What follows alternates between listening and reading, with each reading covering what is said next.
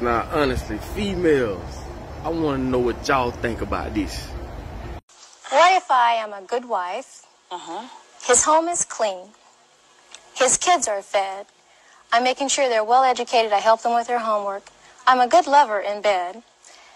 I help him with the finances. And I say, look at that. He still took a walk.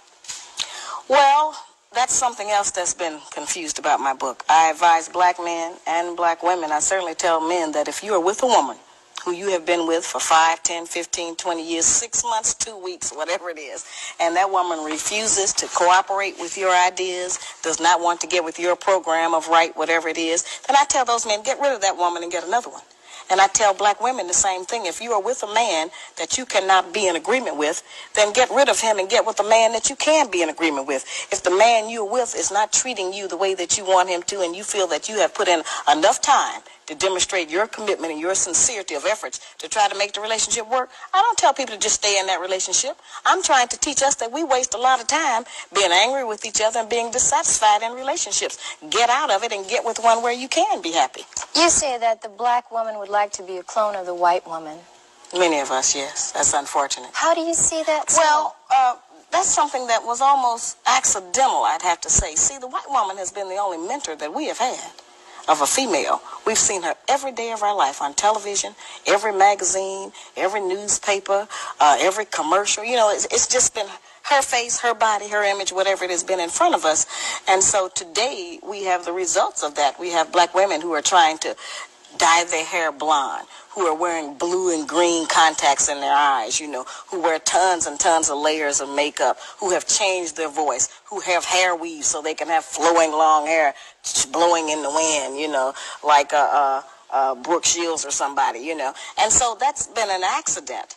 And as a result of us doing that, we have also adopted the women's liberation movement goals of wanting to be liberated from the man and have some kind of pseudo-equality. When while that may be true of the white woman and her plight with the white man, that's not really the black woman's business, because we haven't been under the control of the black man for over 500 years. So what do we have to be liberated from him from? Is there something wrong with trying to make yourself look better or more appealing? It depends on what standard you're using as being the goal of looking better. You know, if we think to look better is to put on a ton of makeup and have blue eyes, then there's something wrong with that, you know. But if we think that to look better is to certainly get a better spirit in our heart and to work every day to become a better wife, a better mother, better friend, better sister, then those values and attributes alone will make us more beautiful than we are now. How do you feel about the fact that many people accuse you of wanting to see the black woman at a point of submission? Is that where you want to see a black woman in the 1990s? Well, it depends on how you define submission. Those words have a tendency to have a negative connotation for us because of how they were used against us during slavery and what we connect them to. But actually, the kind of submission that I'm referring to just means cooperation and agreement. I don't think that anybody could say that I represent a woman who is subjugated in any kind of way. I don't think that anybody could say that my personality sounds like some man has me somewhere crawling around on the ground or walking 10 paces behind him. So I'm not representing that. I'm representing strength. I'm saying that we have a lot of power. We have power to make heaven and hell for our men. And I'm saying, let's try making heaven. Let's try to build him up. If a man has his woman behind him, he will believe he can do anything. And all we need to do is to get our men to believe that they can do anything. And he'll be able to, do much better than he's doing now and come out of the pitiful condition he's in. As I said, I'm not exonerating him. I'm just saying that all of that strength that we have, let's use it in a more positive way instead of just going for self.